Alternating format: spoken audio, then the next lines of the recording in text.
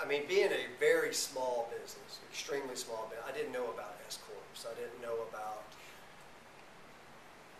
20 years ago, workman's comp, liability, the whole thing that just comes to you as you live and learn. Yeah, I mean, I just remember the day I formed an S-Corp, I was the proudest guy. So, wow. I mean, I gave some attorney some astronomical fee. I don't even know what that fee is now, but it was crazy back then. I mean, it might have been like $700. Took me, I probably had to finance that to get that thing done. But yeah, I was pretty proud. But when we became an S-Corp, that's just something you live and you learn. Wow, you owned a corporation while your friends were going to college. Yeah, trying to learn how to maybe work in a corporation. Yeah, I don't know if I call it a corporation, just because but it was about 3 of us, and then the good thing about it is I started picking up speed in 92 or 93, and my friends would come home from college and they had a job. So everybody that knows me has worked for me. I kid you not, every one of my friends that have worked, that know me have worked for me. I've had NFL players clean tanks. Mike Cheever, I don't know if you dance on Mike Cheever. Mike Cheever was he was at Georgia Tech playing All-American football player, but every summer he'd come home and he'd work for me, or work with me. We would go out and clean floors at gas stations at night, which is a very fun job if you've never had that. And I hope you have a way of reminding those guys that was the case. Yeah, and it is. I've got a great team of people that work for me, and a lot of the people that work for me in our office know my story.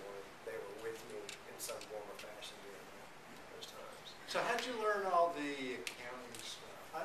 How'd you learn all that stuff? Boatwright CPA. Yeah. They do. Man, I'm still learning. I mean, it blows me away, especially in the last few years. We have taken on a tremendous amount of volume. I don't know if you want to call it growth, but we've taken on a tremendous amount of volume and a tremendous less amount of margin. So it's kind of fun watching that happen. So that's all gotten to my head the last few years. But it's, I'm still living and learning on that. The accounting is now we have software and stuff that does all that. Because I graduated with math too, by the way. They tried to move me to algebra and it didn't work out. So you went, Danny, from a 3-person team. You're over 200. You were selling the business. You were trying to get business opportunities, and now you're managing a bunch of people. I mean, has this whole thing changed for you? Yeah, it has. And that's the biggest, being an entrepreneur. The biggest thing I struggled with, I'd say in the late 90s was, and I've said this before to a ton of people, is I had to make a decision at some point to work on my business instead of in my business. And that is such a struggle with a small company, because you have to back up to get that person. And I waited for months and months, and I said, if I could just get that one person that could help me run these operations, I can get out and do chamber stuff, or get out and just show my face.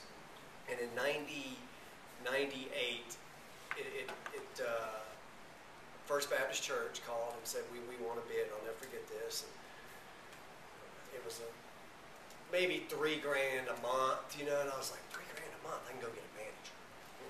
I can figure out a way to bring a manager in to manage that, and that's what I did. I brought in somebody.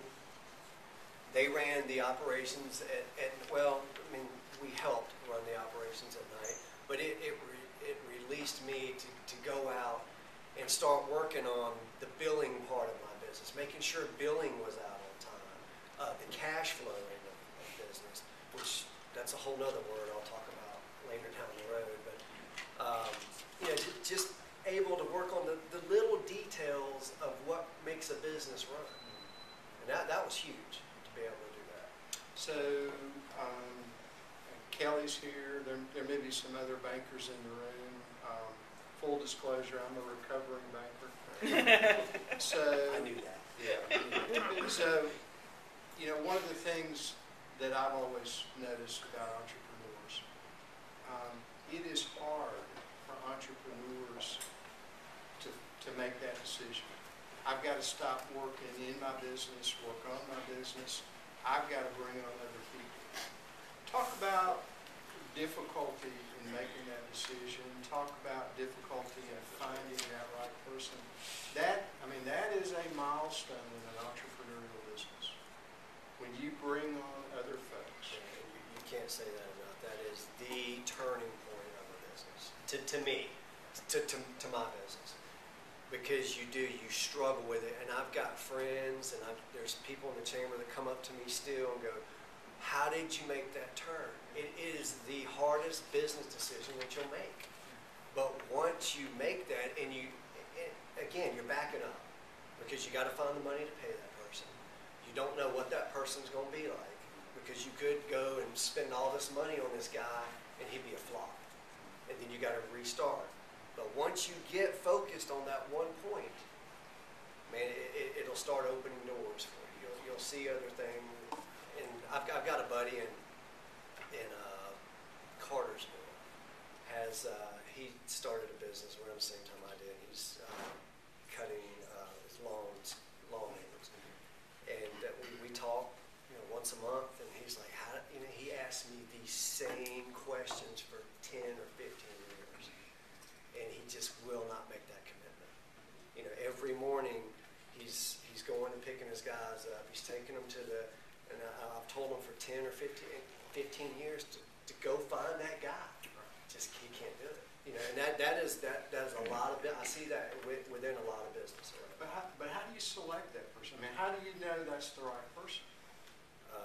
What process do you go through? What was your thought pattern to find that person? There's no magic bullet. It's I think one thing in my business, I'm able to basically look at I can sit down with somebody and know if they're full of BS. I think a lot of people in here are like that. You know when somebody is, and I've had a pretty good knack about that. Now that you can bring in HR people and they can sit them down and give them all these tests and whatnot, but I don't have the answer for that question. You've got to just feel your way through that process. You got to have a good BS meter. That's right. And it takes a BSer to know a BS.